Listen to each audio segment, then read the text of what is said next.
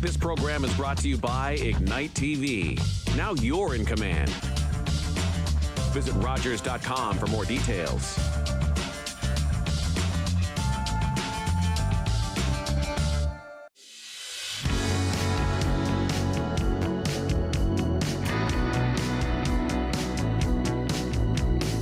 Hello and welcome to HealthLink, a program connecting home, community, and healthcare.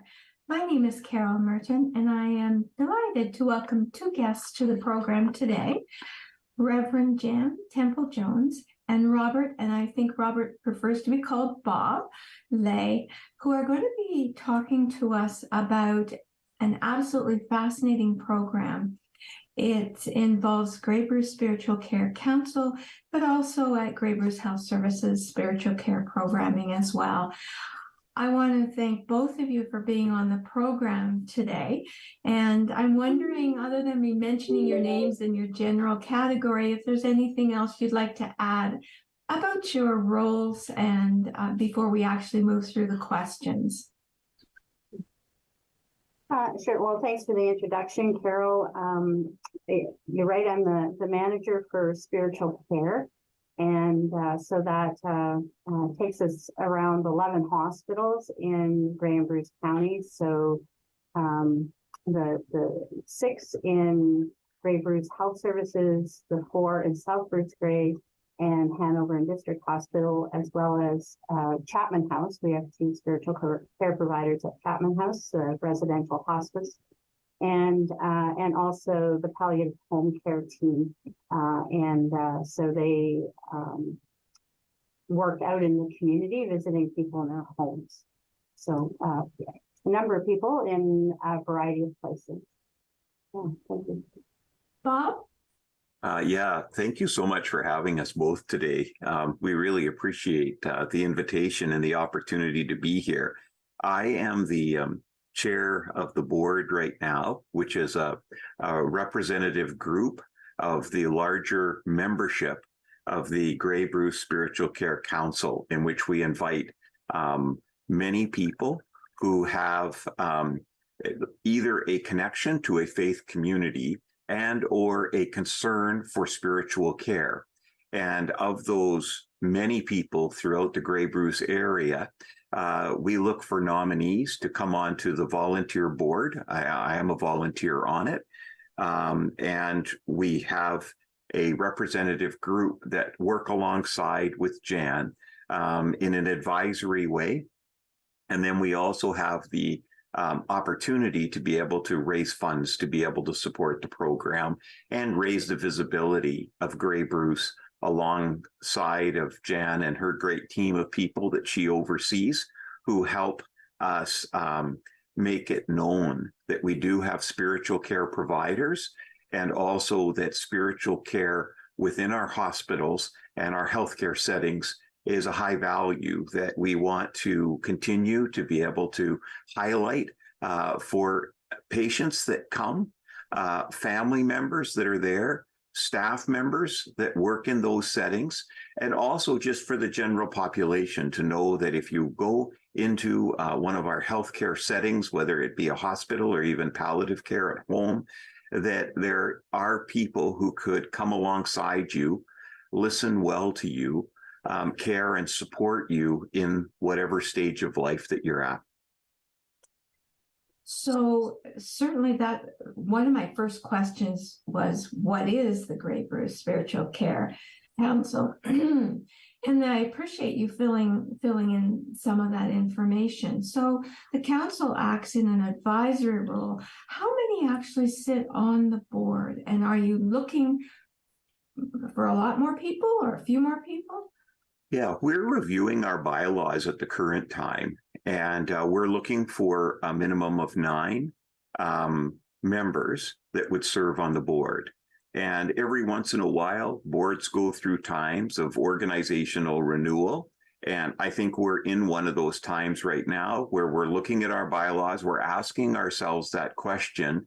We're in conversation with Jan and also the hospital administration to know what would be the best number And we are in a stage right now where we are looking for members.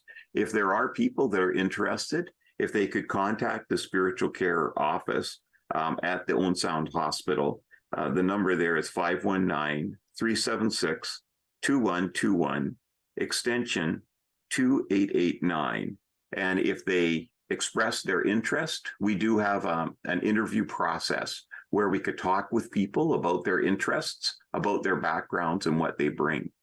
And so as a result, we're looking for a minimum of 9 elect members for the board. And then, of course, also Jan is a key player on our board as well, too, as a non-voting member, but really helps advise us so that we can remain abreast of the issues and the oversight that she gives, and also hopefully how to come alongside and support her in that work. So you had mentioned that anyone who had an interest in spiritual care and throughout, how far would board members actually, would it be all of Grey County? Would it be, where do you attract board members from?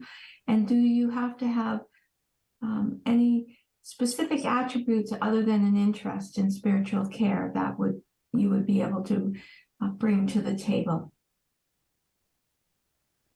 So we try to recruit people, and Bob is more involved with this than I am, but recruit people from both Grey and Bruce counties, because our furthest south hospital, I guess south, if that's the right direction, is Kincardine. So Kincardine all the way up the peninsula to Lions Head.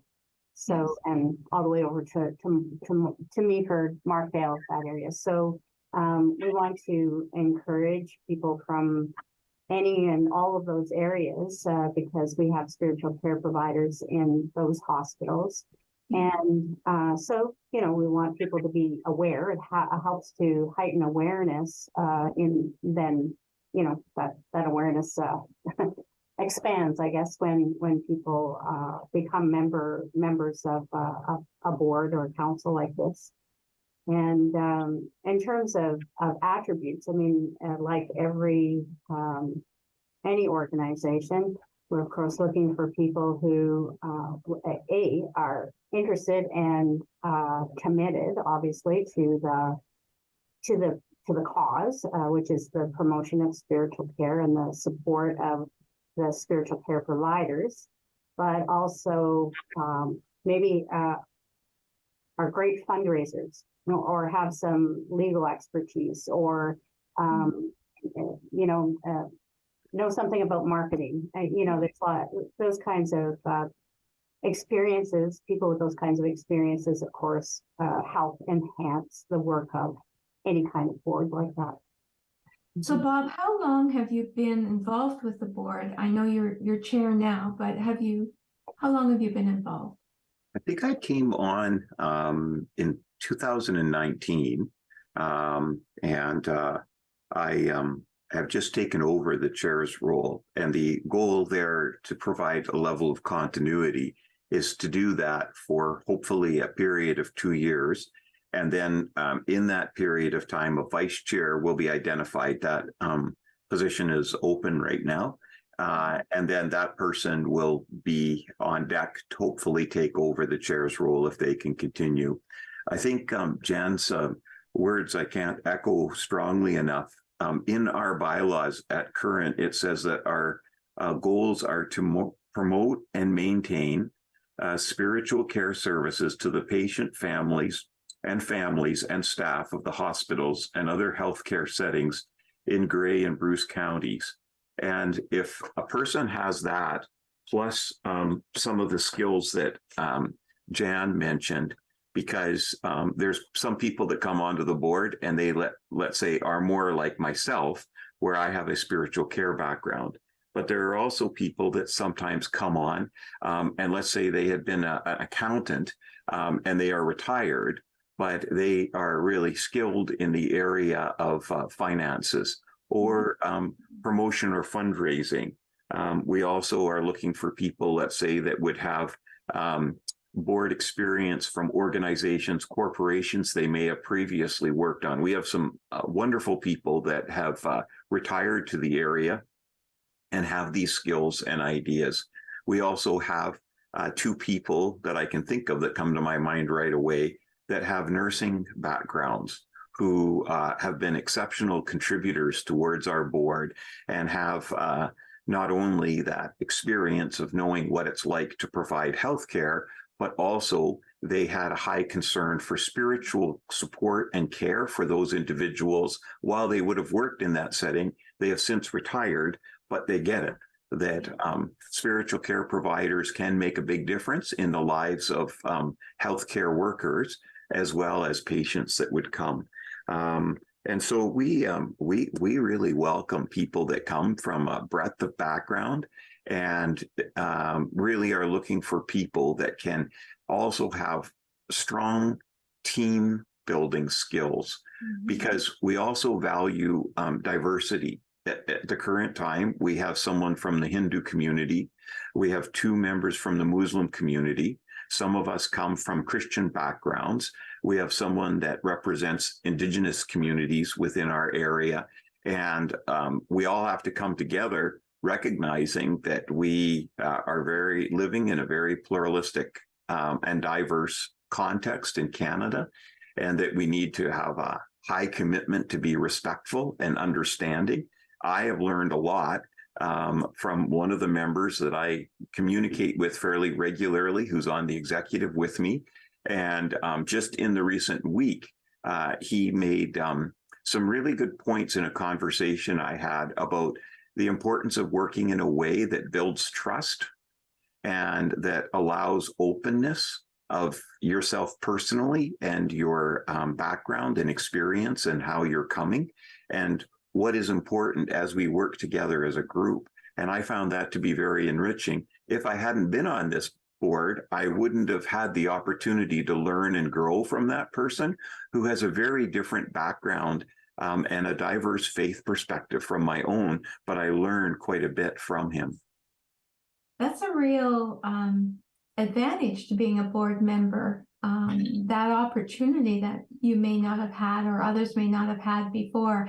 People don't maybe always recognize that as part of that experience. So certainly that's a really interesting perspective. You mentioned about working together and respecting diversities. So I'm not sure which of you can answer this, but there are different groups, ministerial associations and other faith groups in the community.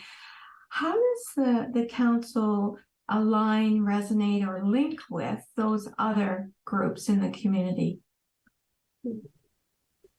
Well, I think many of the spiritual care providers themselves attend their local association meetings, whether they're ministerials or related to their own faith communities. I try to, I'm not very successful at it, but I try to get to the local ministerial meeting here and just try to keep abreast of what's happening. I know, for example, so the ministerial that I'm referring to is a Christian group. And so in terms of diversity, it isn't diverse. It's a group of Christian pastors, ministers, priests, but multi-denominational, at least within the Christian faith. And I know, for example, that one of the staff from Chapman House Residential, I keep saying residential, they changed their names. It's Grey Bruce Hospice Chapman House. So I try to get the name right.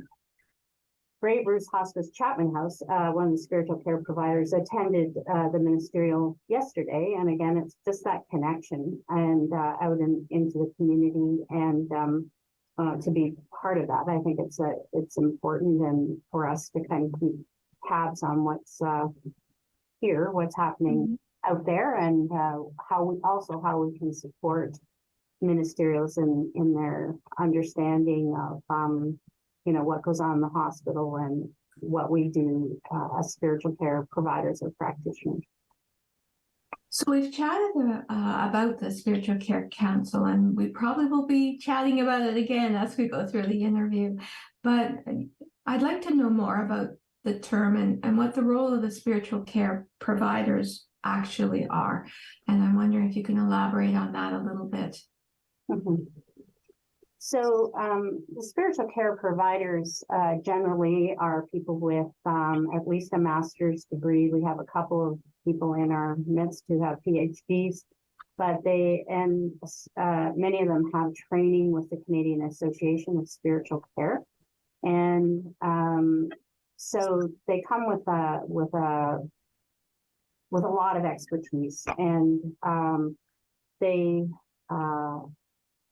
the kind of service they provide. So we provide service to anyone. Like, we need to always remember our population. Generally speaking, people in hospital in Canada nowadays, 65% or more have no faith affiliation. So and then of course there are people who do have a religious affiliation. So we need to keep that context in mind, that we're just because we're going into a room doesn't mean that the person has any religious background. But when people are at a point of crisis in their life, healthcare crisis, point of transition, maybe they have to make a decision, like, I'm not able to go home now, or maybe they've had some traumatic loss, like the loss of a limb, as a result of an accident, or a stroke, something that's really, like I said, it's a crisis point would be a crisis point in any person's life, is how do I make meaning of this situation now? How do I go forward? And so that generally is our role. Sometimes people ask for specific rituals.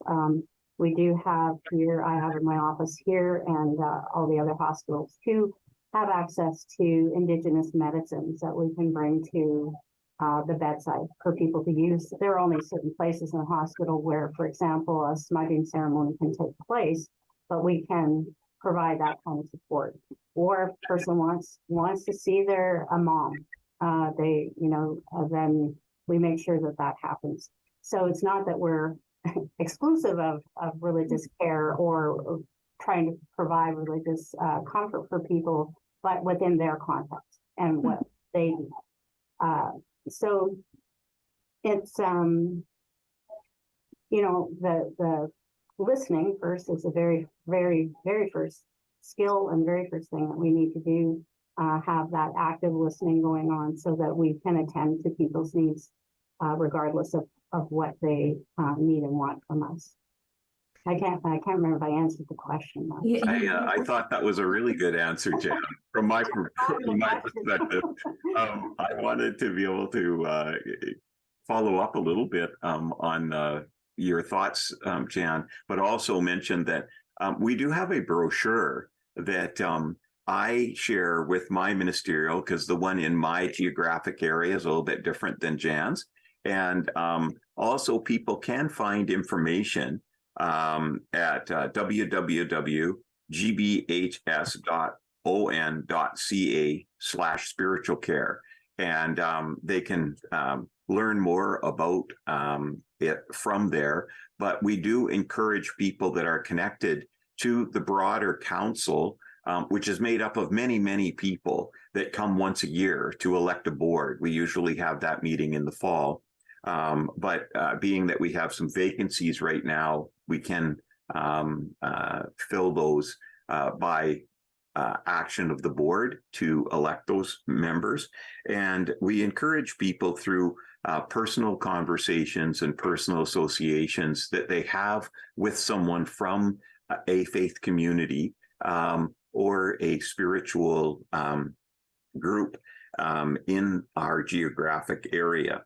But with regard to the role of spiritual care providers, I thought on top of Jan's really good description of how it can unfold in a specific way, in the broader way, when a spiritual care provider goes into the room of a patient or meets with a staff person or maybe connects with a family member, the most important thing is to meet the person where they're at. So what I learn a lot of times from my own experience as a spiritual care provider or watching that of others is normally we come without an agenda and we come asking questions. So, and those questions for me, the most important ones are not whether the person actually has a faith they practice or not, but how are they doing? Because while not every person is religious, we believe every person is spiritual. We all have something inside of ourselves. We all carry with us a worldview. We a lot of times have core values that have guided us through life. And if we can begin to understand where that is for that person, we can start to journey better with them regarding what has brought them into that particular place at that time. Sometimes it's very challenging. For instance, when Jan mentions people experienced a loss or a transition, even there can be stress in life when there are good things that are happening, maybe a surgery that is going to enable a certain amount of mobilization, or a new child that could have come into the world because of a person's experience with healthcare. So to be able to be alongside those people while they go through that, to be able to learn about them and to be able to find the best way to support them. And sometimes that also involves being able to access other people that can help them. Those are some things that stood out in my mind as I thought about the question you had, Carol. And Go ahead, Jen. just to pick up to what Bob was saying, all really good points is that the spiritual care providers work within the clinical team, right? We're part of the whole. We work with the nurses and the doctors and the social workers and everybody else's to provide that holistic team approach to the care of any individual. So it's part of being part of the whole and being part of that. So yeah, and I think too that I would say in terms of our training as spiritual care providers, that we do learn methods of assessment and use those assessment tools, spiritual care assessment tools, to make the assessment too in terms of what we're hearing and to assess for spiritual distress, as we call it, and so that we come at it with that particular knowledge and background as well. I'd like to go a little further around the training part, because my understanding is that you actually provide education.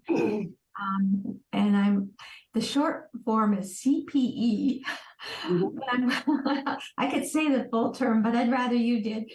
So I'm wondering if you could talk a little bit about what you offer as far as education. Yeah, so it's called, the CPE stands for Clinical Psychospiritual Education. And so the Greg Bruce Spiritual Care Council, along with GBHS, the health corporation, the hospital corporation, supports CPE, and CPE is an accredited program with the Canadian Association for Spiritual Care. And for those who are interested in becoming trained and even certified as spiritual care providers and practitioners. And so students are adult learners. They are people sometimes who are working on a particular degree.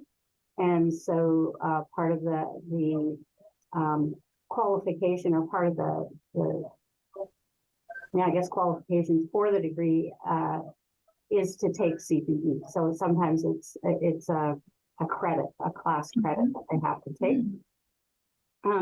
But everyone, like I said, they're all adult learners. This is post-secondary school education, and they engage in what we call an extended unit or even in a unit of CPE, 400 hours of learning, and 200 hours of that is direct clinical time.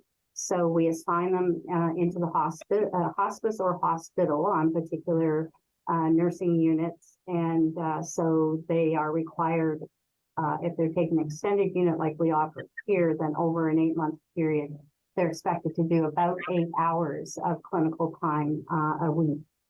And then they also have 200 hours of theory and sort of classroom teaching on various interventions, the ethics involved with the provision of spiritual care. There's a lot of topics.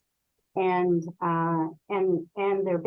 the topics are based on the competencies to become a certified spiritual care practitioner. Yeah. So everything that I teach as to the CPE students is based on the competencies that they have to achieve in order to reach certification. So they have to, in order to get to that certification piece, take 4 units. So that's 1,600 hours of supervised clinical work and of the education. So, and then there's other stuff they have to do after they get to that point. But really, the goal is for students to become aware and demonstrate their own awareness of themselves. You know, like we talk about the safe and effective use of self. So what of yourself are you taking into the room, and being aware of that kind of thing. We teach that the psycho-spiritual chunk in the middle to give people education about particular therapies, psychotherapeutic therapy, and how we can use we're not psychotherapists to say that, but to have some of that knowledge and skill set behind us so that we can tap into that when we're doing an assessment, for example. Yeah. You know, sorry. I don't want to interrupt you, but I know we've got 2 minutes left in the program, which is wonderful that we've been chatting so much. Time has flown by. But I want to make a plug, because earlier, Bob, you mentioned about some of the activities were around fundraising. As you're describing education and as you're describing the programs, if people wish to donate to support the work of the spiritual care providers, put your plug in now. Great. I'll jump in with that, and I'll just reiterate that we very thankfully appreciate the donations of any person that wants to support spiritual care and are able to issue a tax-deductible receipt. And the way that they could make a donation would be to call 519-376-2121, extension 2889 that I mentioned earlier. That is Michelle, our wonderful assistant to Jan, who works in the spiritual care department at Owen Sound. And that is basically our main office for overseeing all of the spiritual care for Grey and Bruce area. So out of the donations that we receive, plus the other funding sources that we have, it's those 2 things. And we have a budget that the board has to be able to oversee. And every year we rejoice over the donations that have been received. And we also pray in a very multi-faith way for provision of future donations, because every year we're starting again with regard to the donation process. And I hate to interrupt, because donations are important, but our time has run out. The producer has given me the heads up. Mm-hmm. I want to thank both of you for being on the program. You have so much. Call the Rogers TV viewer response line, email us, or connect with us on social media.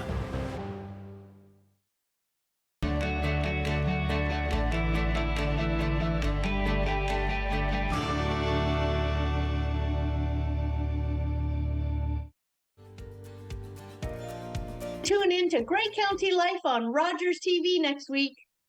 We're going to find the updates that are happening at the Family YMCA. It's closing time, and you stayed out longer than you planned. So now you can't drive, and the buses have stopped running. You could always call your